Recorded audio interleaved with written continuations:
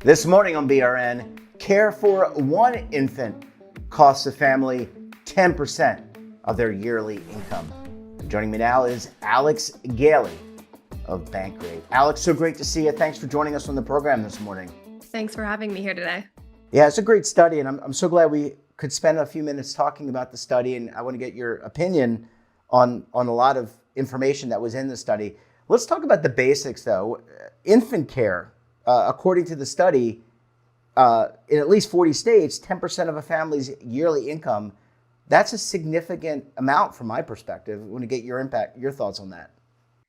Yeah, so when we did this study, we found that really no matter where families live in the US, childcare is a significant cost burden. And we zoomed in specifically on full-time daycare for one infant to get an estimate of how much a typical family would have to allocate towards that to afford it. And what we found is that in the majority of states, in 48 states in the District of Columbia, families are having to spend at least 10% of their income just to afford full-time daycare for one infant. And that's just one child. So many families have two children or more. And so these estimates actually may be under what families are actually paying. And when you look at the national figure, the national average for full-time daycare for one infant, that is higher than what a typical household spent last year on healthcare, food, and transportation. The only expense that was higher was housing. So this just shows that childcare is likely the second biggest expense in a family's budget. Yeah, really important. And we often talk, at least in the retirement industry, about the silver tsunami. So those are, I guess, mature people that are retiring, and so there'd be a great transfer of wealth. But you need births. So we have I guess my point is we have an aging society, and we want to incentivize people. We want it for people who want to have families. We don't want it to be a cost burden. Get your thoughts on that. That's right. And family size has been decreasing over the last few decades. We know families are getting smaller. There are probably a lot of reasons for that, but cost could certainly be playing into people's decision not to have children or to have smaller families. And we know that childcare, daycare, and preschool costs specifically have been outpacing out inflation now for over the last 3 decades, over 1.5 times faster than overall inflation since early 1991. So there are a lot of costs that come with raising children and having a family, and childcare is a significant part of that. And it's something that, while infant care tends to be the costliest, even if you look at different age groups, it's still very expensive. And this is an expense that families are having to pay for years, and that does affect their ability to save, pay down debt, and build wealth for their future.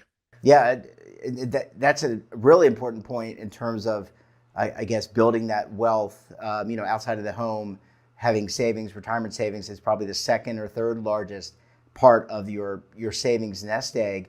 In terms of, are there ways to drive down the cost, or what goes into the cost of childcare? Is it the fact that it's hard to find professionals? Because you need a person who's got licenses and certified and has the insurances, right? So where are those costs?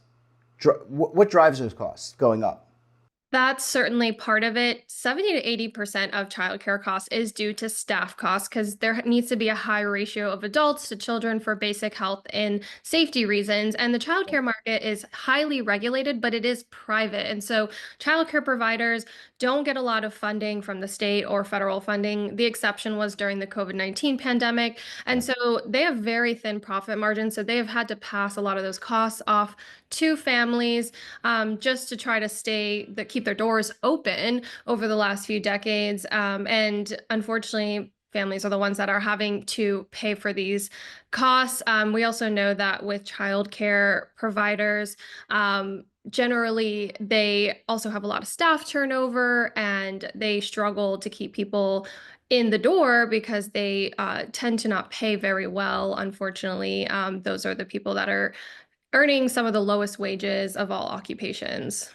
Yeah, I kind of liken it to, there's the caregivers that provide care for a lot of elderly people, dementia, Alzheimer's. They're also not paid well, but they have an important, or often unpaid, they have an important role. And so if you don't have these individuals taking care of children, because in most cases, and I'm one of these people, I don't have children, but I'm one of these people where my wife and I both work. I have a brother. he and his wife work in support of their children and their family, to help their family out. That's the case mostly in families today, is that both parents work.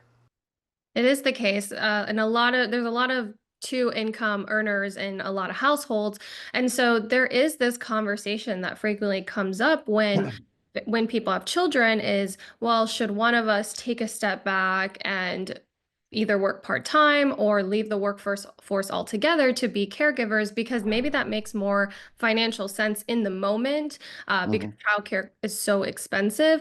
However, there's no wrong or right answer there, but when that decision is being made, what needs to be considered is the earnings that you're losing out on over those years, retirement savings you may be losing out on Yep. because you may have access to a 401k plan or a certain retirement account through your employer that you no longer will have access to.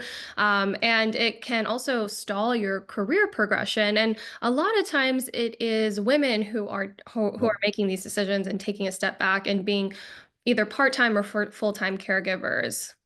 Yeah, and absolutely, and this is I think it's a big issue, because if you're not having children in a society, and by the way, the United States, I think, is no different than Europe and Asia and other parts of the world.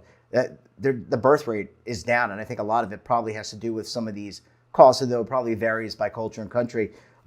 How do you cope as a parent? So I want to end on a kind of a positive note, if I can, because I don't want to be Debbie Downer today or Jeffrey Downer. How do you cope if you're a parent with these higher costs? Are there things we can do? Are there tax credits and other financial incentives to help the parents out in terms of managing these higher costs?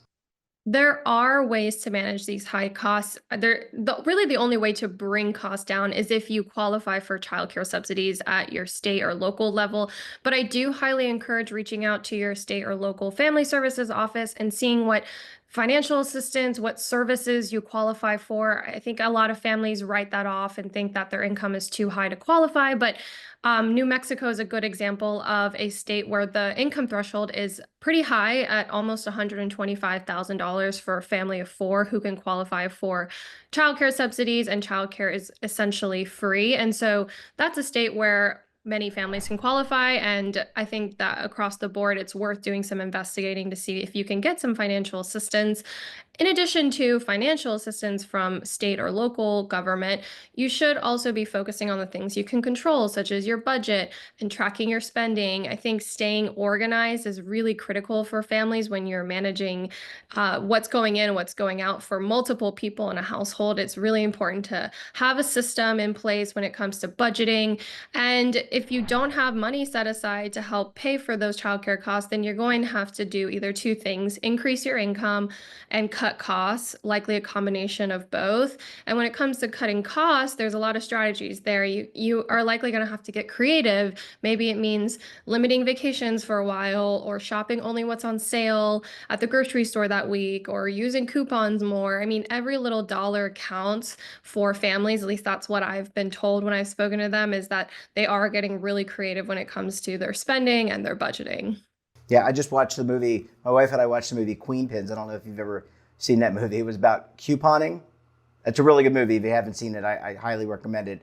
We have no endorsement, but it was a great movie about couponing, and I don't want to spoil it, but it was a great movie. And the last thing I'll say, I'll just kind of end the interview by saying, Alex, I think families have had a difficult time since the pandemic. One, their kids were home; they couldn't go to school. They had to work and manage the family. It's a lot of stress on the family. So this is an area that hopefully people can continue to help manage. Alex, we're going to have to leave it there. Great to see you. Thanks for joining us. Excellent study. And we look forward to having you back on the program again very soon. Thank you for having me here today. And don't forget to subscribe to our daily newsletter, The Morning Pulse, for all the news in one place. Details, of course, are at our website. And we're back again tomorrow for another edition of BRN. Until then, I'm Jeff Snyder. Stay safe, keep on saving, and don't forget, roll with the changes.